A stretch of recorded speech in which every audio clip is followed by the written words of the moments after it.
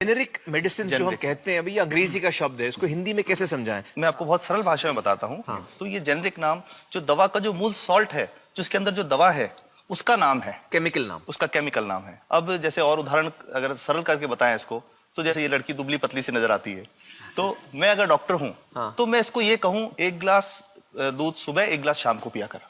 पर चिकित्सा के व्यवसाय में दुर्भाग्य से हमारे देश में ऐसा नहीं हो रहा।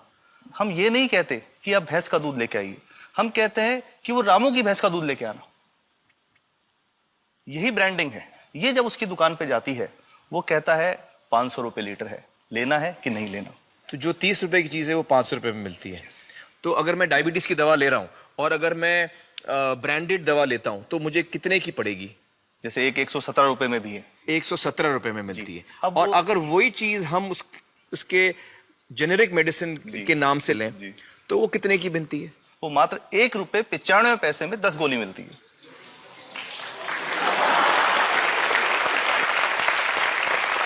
और दोनों गोलियों में कोई फर्क नहीं है किसी किस्म का? 100% समान, क्योंकि इसकी उत्पादन लागत ही इतनी है। उसका manufacturing, packaging, transport, retail margin, जो उसके मार्जिन जो हैं, जो हमारे ज्यादा वो सब मिला करके उतने की ही पड़ती है।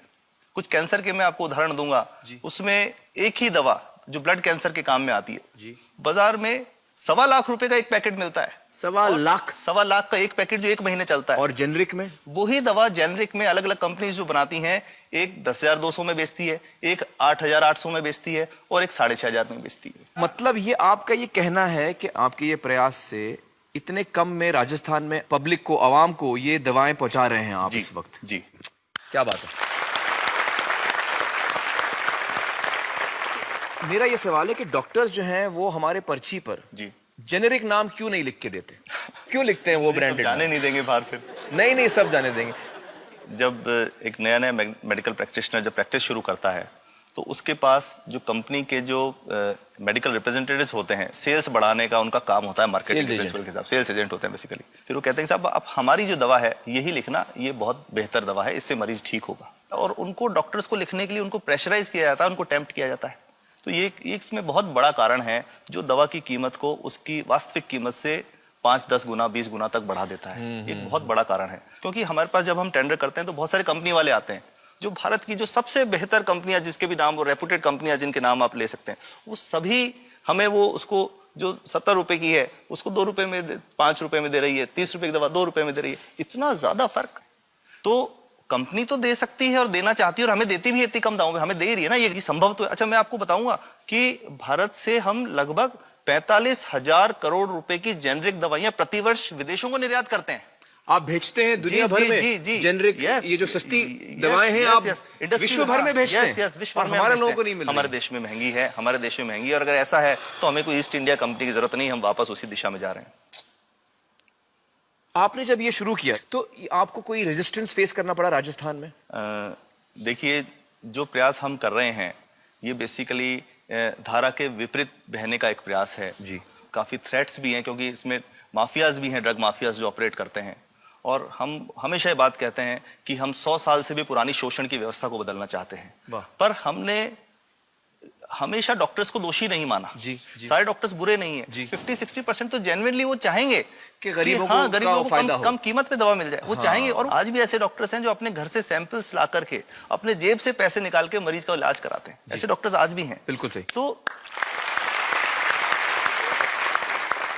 मैं इनको एक उदाहरण भी बताता हूँ कि कैसे हमारे जो काम वाली थी, उसका बच्चा था छोटा।